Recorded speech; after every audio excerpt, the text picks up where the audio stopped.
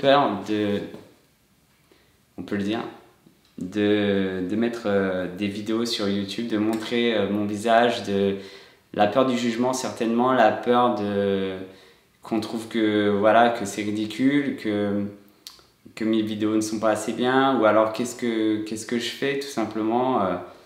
Toujours trop penser en fait. Malgré tout, j'ai décidé de sauter le pas il y a quelques temps et de faire des vidéos, même si c'était pas facile de parler devant la caméra, de faire comme si je n'étais pas tout seul dans la pièce, de faire comme si j'y connaissais quelque chose aussi, parce que j'ai dû apprendre beaucoup. Aujourd'hui, je me suis fixé d'autres objectifs pour pouvoir faire des choses différentes une nouvelle fois. C'est la raison de cette vidéo aujourd'hui, mon premier vlog, si on peut l'appeler comme ça.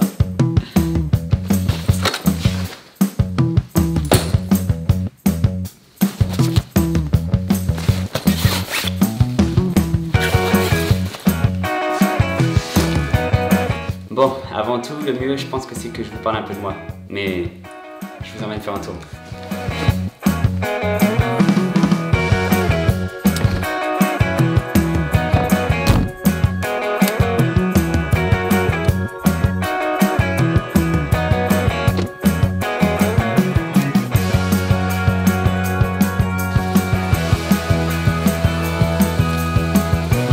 Bon, on est dans un cadre sympa là pour parler un petit peu, non? Ça fait déjà quelques temps que je fais des vidéos sur YouTube, un petit peu tout et n'importe quoi, ce qui me plaît, ce qui me fait rire. Ça faisait vraiment des années que ça me travaillait, que j'avais vraiment envie de faire quelque chose, de créer quelque chose, de faire du contenu. Mais je ne savais pas quoi, je ne savais pas si j'avais les capacités, je ne savais pas si ça allait intéresser les gens, je doutais énormément. Et je doute toujours énormément. Et je redoutais vraiment aussi beaucoup de mettre mon visage sur internet. Voilà, par peur, je pense, simplement d'être jugé, que mes proches ou même les gens qui me connaissaient tout simplement me jugent, me critiquent. J'ai toujours eu du mal avec ça et je fais un gros travail sur moi pour éviter que ça me touche particulièrement. C'est pas facile quand on est une personne hypersensible qui prend vraiment tout en plein cœur. Et donc, voilà, il faut travailler ça et se pousser dans ses retranchements et puis essayer de sortir de sa zone de confort. Donc c'est ce que j'essaie de faire à chaque fois, tous les jours, un petit peu plus. Et je regrette absolument pas.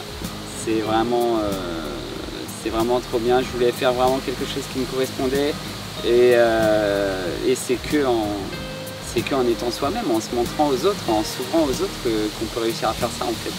Donc j'encourage n'importe qui à se lancer. Si vous avez des doutes, si vous n'osez pas, si vous êtes comme moi, vous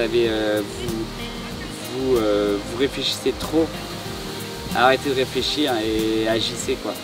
C'est le meilleur conseil que je puisse donner parce que c'est ce qui m'a servi.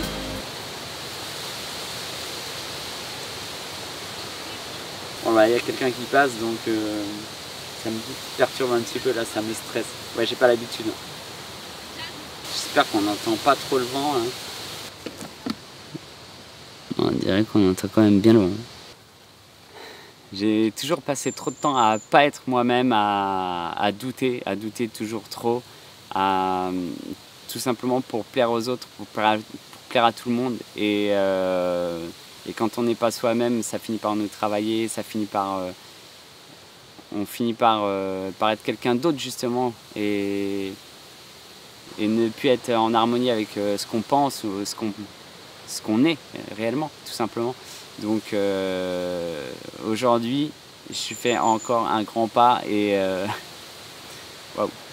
Aujourd'hui, je fais encore un grand pas et je sais déjà que je ne regretterai pas. Qui je suis? C'est vraiment compliqué comme question. Pour vous dire qui je suis, je pense que le mieux c'est de vous expliquer ce que j'aime. Parce que je suis persuadé qu'on ne peut pas mieux connaître quelqu'un qu'en sachant ce qu'il aime, ce qu'il fait vibrer, ses passions.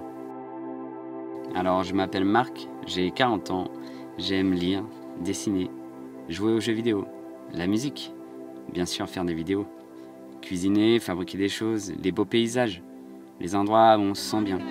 Et au fil des années, je me suis rendu compte que ce que j'aimais à travers tout ça, c'était les belles histoires, celles qui vous font ressentir une émotion, que ce soit de la joie ou de la tristesse, celles qui vous font vibrer, qui vous font sentir vivant.